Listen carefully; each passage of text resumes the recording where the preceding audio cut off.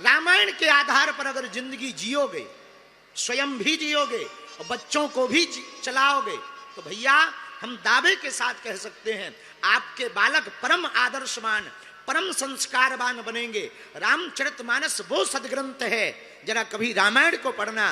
राम वो है, आहा, कभी विचार करना, रावण और राम कौन है? रावण वो है जो भाई की संपत्ति हड़पने के लिए भाई को त्याग दे, और राम वो है जो भाई को गद्दी पर बैठाने के लिए राज सिंहासन को त्याग दे। ये रामचरितमानस है। जब उस आदर्शमय ग्रंथ को पढ़ेंगे, बच्चे इसको जीवन में उतारेंगे, तो हम मेरठ वालों कान खोलकर हमारी बात को सुन लो, दोबारा लौट करके मुस्कान जैसी घटना कोई भी बेटी नहीं कर पाएगी, दोबारा नहीं हो पाएगी।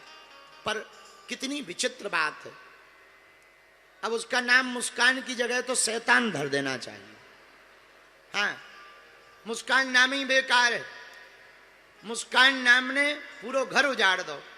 किसी का बेटा चला गया, किसी का भाई चला गया, भला क्या बिगाड़ा था उस बालक ने? सौरभ नाम था, है? सौरभ नाम, भला उसने क्या बिगाड़ा था? एक ही गलती की कि उसने शादी की,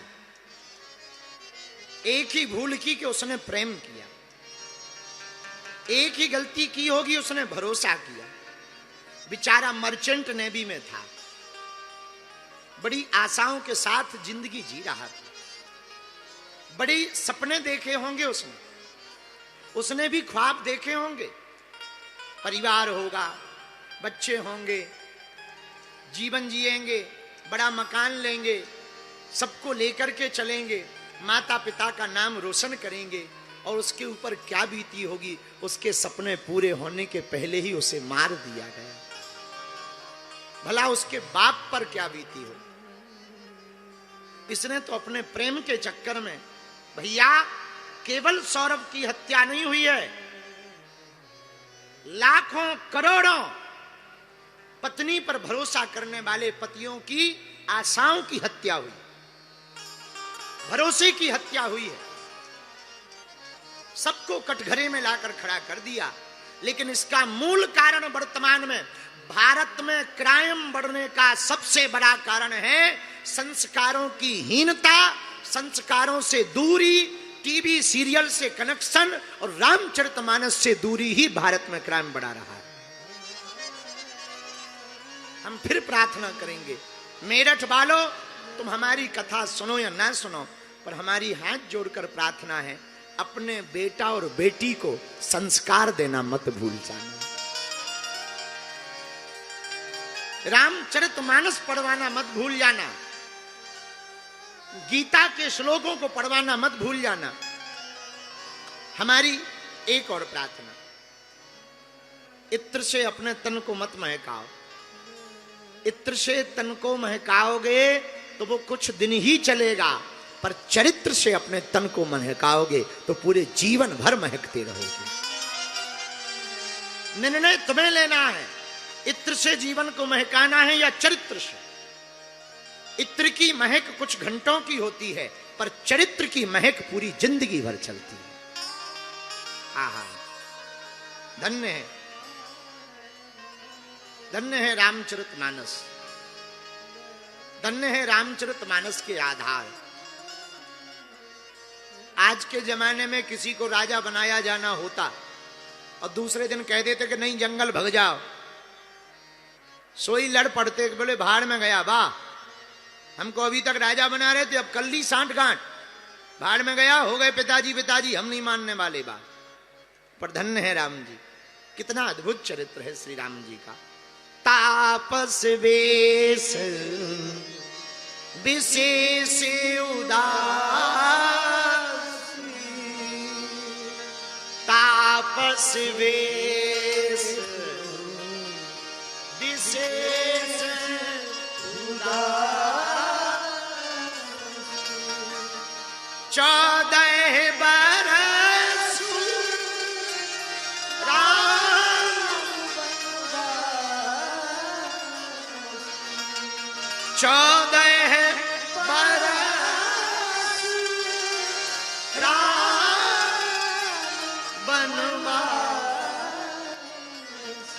राम जी 14 साल वनवास के लिए माता जी के मुखारविंद से सुनते हैं, कैकेयी मां के मुखारविंद से, 1 मिनट भी नहीं विचार करते कि पिताजी ने कहा भी कि नहीं कहा। कोई और होता तो कहता हम पहले पिताजी से सुनेंगे, पर धन्य है रघुनाथ जी, हाथ जोड़कर बोले मैया अगर हमारे तात को हमारे बन जाने में प्रसन्नता है और आपको वचन दिए हैं तो मां इससे बड़ा कोई दूसरा सौभाग्य नहीं होगा। वो बालक धन्य है जो माता पिता के वचनों पर अपने जीवन को जी सके। आहा, श्री राम जी के इन वचनों को सुनकर श्री वाल्मीकि जी की आंख भर आई। आहा, धन्य है राम जी, कितना ऊंचा आदर्श है। राम जी जैसा चरित्र पूरी पृथ्वी पर खोजना कठिन है। इसलिए भारत के लोगों, तुम अपने बेटा और बेटी को बचाना चाहते हो तो रामचरितमानस का आधार पकड़ो। ये वही राम है जिनके आदर्श की महिमा का मंडन स्वयं लंकाधिपति रावण करता है। ये वही राम है आहा कि मंदोदरी गदगद हृदय से राम जी की प्रशंसा करती। कथा कहती है कि जब रावण मर गया, रावण गिर पड़ा,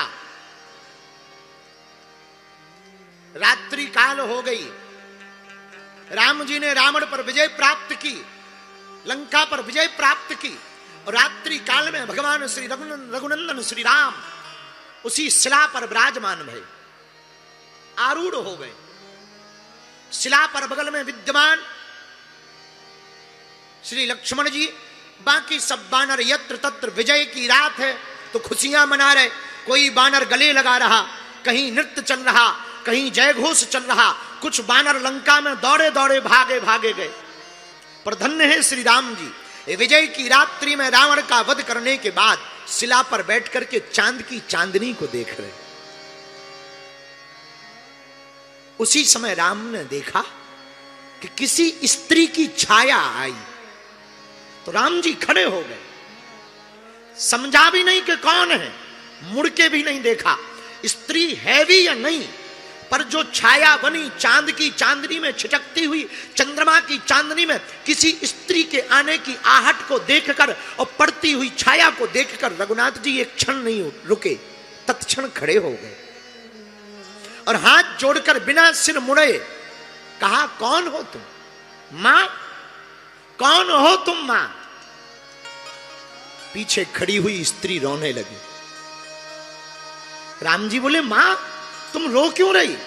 कृपा करके मेरे सामने आइए और अपना परिचय दीजिए, आप हो कौन? वो स्त्री सामने आई, वो स्त्री कोई और नहीं, रावण की पत्नी मंदोदरी निकली। राम जी के सामने आकर के मंदोदरी रोने लगी। राम जी बोले, मां क्या बात है, तुम रो क्यों रही हो? अच्छा इसलिए रो रही, आज तुम्हारे पति वीर गति को प्राप्त हुए, आज तुम्हारे पति का देहांत हो गया, इसलिए दुख के कारण रो रही हो। मां रो मत, आना जाना तो लगा रहता है। मंदोदरी कहती, राम मैं इसलिए नहीं रो रही हूं कि मेरा पति मर गया, मैं इसलिए नहीं रो रही हूं कि मुझे दुख है, मैं तो इसलिए रो रही हूं कि धन्य है तू राम। राम जी ने कहा, मतलब? मंदोदरी कहती, राम मैं देखने आई थी वो कौन राम है जिसने मेरे बलशाली पति को मार डाला। मैं देखने आई थी कि ऐसी कौन सा गुण, ऐसा कौन सा प्रभाव है राम में जिससे मेरा पति हार गया। इतना बलशाली, जब वो चलते थे तो तीनों पृथ्वी डोलती थी, तीनों लोकों में हाहाकार मचती थी। मैं देखने आई हूं उस राम में ऐसा क्या है, ऐसी क्या खासियत है?